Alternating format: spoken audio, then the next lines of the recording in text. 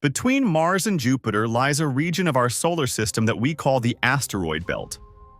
A place filled with rocks, dust, and ancient debris. The shattered remnants of a planet that never was. Or at least, that's what we thought. In late 2017, a classified dataset briefly appeared on an open astronomical archive. It remained online for exactly 47 minutes. The file name was simple: S3_deep_track41. Before it disappeared, several researchers managed to download portions of it. But what they found revealed a terrifying possibility. It wasn't an asteroid, nor a comet, nor even debris, but something that was moving deliberately. Astronomers later gave it an unofficial name: Object S3, the Silent Wanderer. The space between Mars and Jupiter is incredibly chaotic. More than 1 million known objects float there, remnants of the early solar system. Most of these objects orbit in predictable paths, governed by gravity and time. But S3 wasn't behaving like the others. It was defying orbital harmony. It was slowing down even when nothing was pulling on it. It was speeding up even when no force was apparent. Astrophysicist Dr. Lena Kovac, who had been studying the data for some time, later said, "It wasn't breaking the laws of physics. It was using physics in a way we don't." S3 was first detected by the Helios Array, a deep space tracking system designed to monitor near-Earth objects. Its software detected an anomaly in its trajectory. What was the problem? S3's path wasn't going to intersect with Earth. Mars wasn't threatened by it, and it wasn't going anywhere near Jupiter. Instead, it was drifting, as if it were observing something. Its estimated length, 3 to 7 kilometers. Surface reflectivity is very low, and its thermal emission nearly zero. It wasn't reflecting sunlight like a rock. It wasn't emitting heat like metal. It was invisible. Using gravitational lensing distortion, scientists created a rough outline. What they saw was disturbing. S3 wasn't round, nor was it irregular, and it wasn't naturally fragmented. Instead, it was smooth, divided into sections, composed of multiple layers. Nature doesn't create symmetry on this scale. But the symmetry of S3 seemed purposeful. The sections appeared to be rotating independently, not tumbling, but adjusting, like an eye focusing. Most objects in space are loud. They emit radiation, they leak heat, they scatter signal noise. S3 did none of this. It absorbed radio waves, swallowed background radiation, and created a void around itself. Astronomers began calling it the quiet mass. One researcher ran a passive signal experiment and broadcasting harmless prime number pulses into space. Only one object responded, not with a reply, but by moving. S3 shifted its trajectory by 0.19 degrees, directly toward the signal source. Then it stopped. What finally broke the silence wasn't a signal received from S3. It was a pattern discovered inside the silence itself.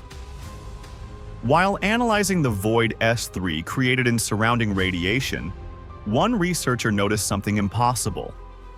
The absorption wasn't random. It formed spatial vectors, not words, not numbers, coordinates.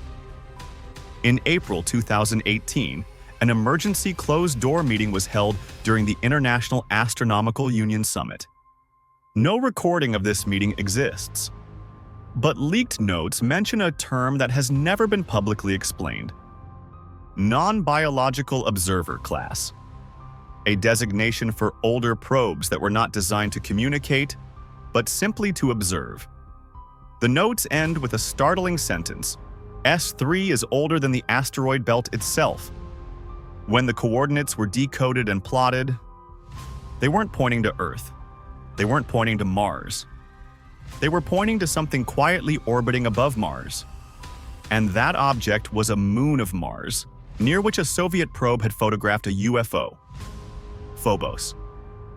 But the S3 vector wasn't pointing to its surface, not to its orbit, not even to its gravitational field. The coordinates were pointing to the interior of Phobos. A former planetary geologist said, "The internal structure of Phobos shouldn't be like this. But why shouldn't it exist? Phobos is small, porous, irregular. Radar scans show it's barely holding itself together. But the S3 vector targeted a specific subsurface region, as if something different existed inside. Not hollow, not natural, but constructed."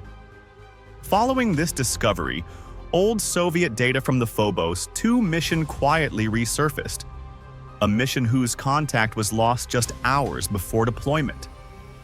The final telemetry notes recorded: object observed near Phobos, trajectory inconsistent, data terminated.